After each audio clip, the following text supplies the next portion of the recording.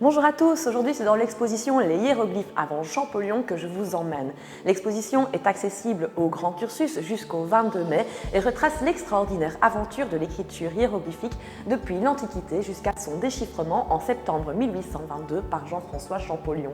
Nous fêtons donc cette année les 200 ans de cette découverte fondamentale pour la naissance de l'égyptologie moderne.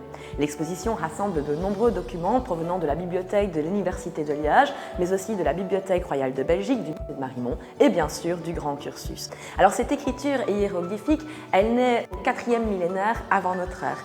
Et dès l'Antiquité, on va peu à peu perdre la clé de compréhension de celle-ci jusqu'à ce qu'elle soit complètement estompée. Cependant, les auteurs grecs et latins vont s'accorder sur le caractère symbolique de cette écriture qui, non comprise des profanes, va être considérée comme supérieure. À la Renaissance, avec la redécouverte des monuments de l'Égypte ancienne et le regain d'intérêt pour les auteurs antiques, on va de nouveau s'intéresser à cette écriture hiéroglyphique, toujours perçue comme symbolique et réservée à une élite. C'est cette vision erronée qui va conduire dans l'impasse toute tentative de déchiffrement pendant plusieurs siècles. Il faut en effet attendre le XVIIIe siècle pour que les chercheurs remettent en question ce modèle, développent une méthode plus scientifique qui conduira enfin au déchiffrement. Mais revenons à l'Égypte antique qui est indissociable de l'écriture hiéroglyphique. D'un point de vue mythologique, les Égyptiens anciens pensaient que c'était Ré, le dieu des dieux, qui avait confié la mission au dieu Thoth de donner aux humains l'écriture pour qu'ils puissent avoir accès à toutes les sagesses. Ainsi, le dieu Thoth, le dieu à tête d'ibis ou de babouin, est perçu comme le meilleur des scribes, celui qui sait tout et comprend tout.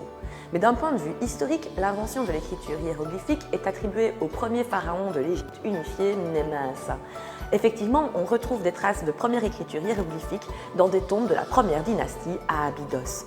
Si en Mésopotamie, l'apparition de l'écriture est liée à des nécessités administratives comme des inventaires ou des comptes, dans l'Égypte ancienne, l'invention des hiéroglyphes est plutôt liée à la nécessité de manifester le pouvoir et de commémorer des individus. Cependant, parallèlement, il existe une autre écriture plus simplifiée appelée le hiératique qui permet d'enregistrer des éléments de la vie quotidienne. Et à la 26e dynastie va se développer une autre écriture plus simplifiée encore appelée le démotique qui permet vraiment cette fois d'enregistrer des éléments de la vie pratique. Mais revenons à l'exposition et notamment à cette stèle d'Ankou qui est conservée dans les collections du Grand Cursus. Cette stèle, elle permet véritablement de montrer le système complexe de fonctionnement des hiéroglyphes. C'est une stèle du Moyen Empire qui a été retrouvée à Abydos sur le site de culte de Osiris, le plus populaire des dieux funéraires. La tradition voulait que les pèlerins qui s'y rendaient fassent ériger une stèle afin de s'assurer d'une position confortable auprès du dieu Osiris. Ainsi, cette stèle a été placée par Ankou, un vizir de la 13e dynastie, afin de s'assurer des bienfaits d'Osiris sur lui et sa famille.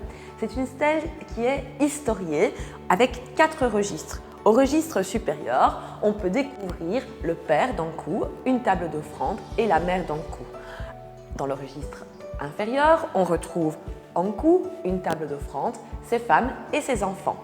Encore en dessous, on retrouve les uns derrière les autres, les membres de la famille d'Ankou.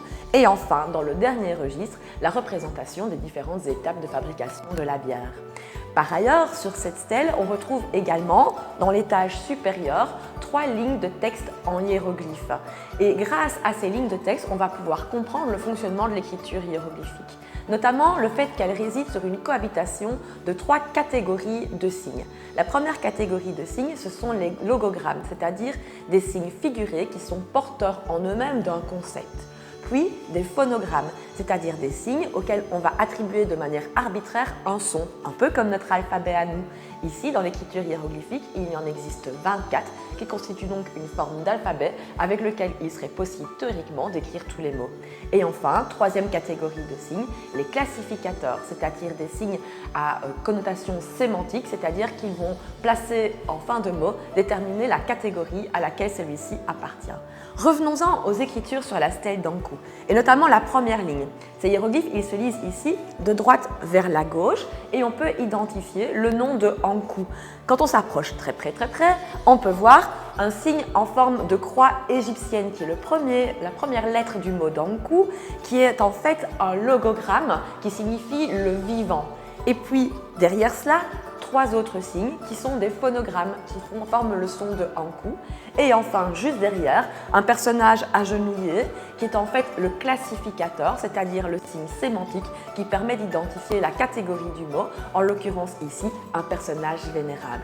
Et enfin, je ne vais pas résister à l'envie de vous livrer la traduction de cette grande phrase hiéroglyphique qui fait « Le glorifié Ankou dit « Je suis quelqu'un qui frappe, celui qui frappe plus fort que lui, qui se repaît du vent du ciel quand il est au repos, assis sur le devant de sa demeure, la tête du papyrus en main.